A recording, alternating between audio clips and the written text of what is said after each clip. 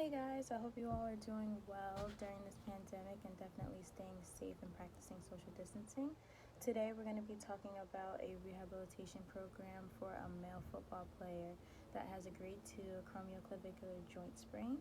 Typical mechanism for an AC joint sprain is swoosh, otherwise known as falling on an outstretched hand or arm, and what happens is the direct contact to the shoulder causes a separation or a sprain of the acromioclavicular ligament. Before we dive into the specific phases of the rehabilitation program for a grade 2 AC joint sprain, one related study that outlines the specifics of how the patient should be progressing through these phases was actually authored by Gladstone, Wilk, and Andrews.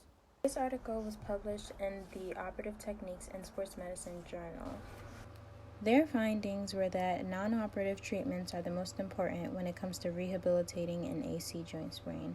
Although many patients fall to surgery for grades 2 through grade 6 sprains, grade 2 sprains can also be treated with an organized rehabilitation program and have the same outcome.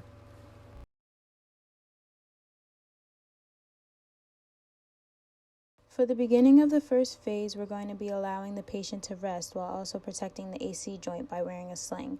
Later in that phase, we'll start to establish range of motion such as flexion, extension, internal-external rotation, abduction, and scapular elevation to the patient's tolerance with assisted wand exercises and pendulum exercises.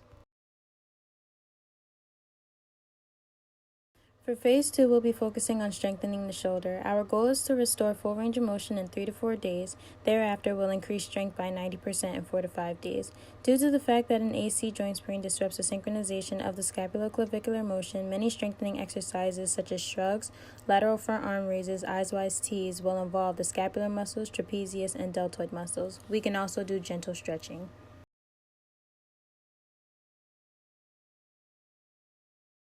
For phase 3, we can continue to increase strength by increasing the level of difficulty, such as adding more weight.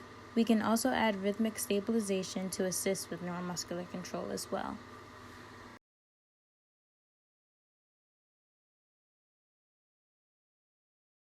For phase 4, we are getting them ready to return to play by adding functional and sport-specific exercises like catching a ball and introducing shoulder and chest press.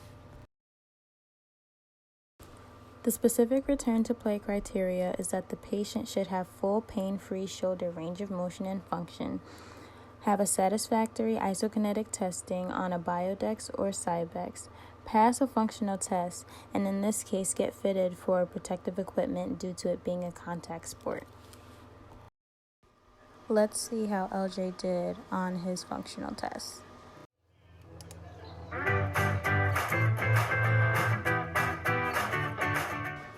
I don't know about that one.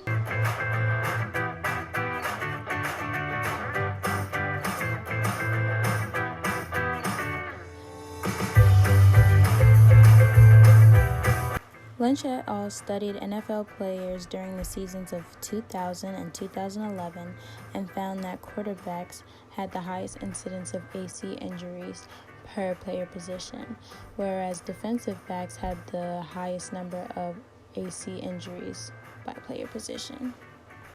A measure that can be used throughout the rehabilitation process is the DASH, disability of arm, shoulder, and hand, or the quick DASH. The DASH questionnaire is 30 questions on a 5-point scale that is pertaining to the patient's symptoms as well as what they can do based on activities of daily living. The quick DASH, on the other hand, is only 11 questions and deals with patients that have multiple or any type of musculoskeletal injuries.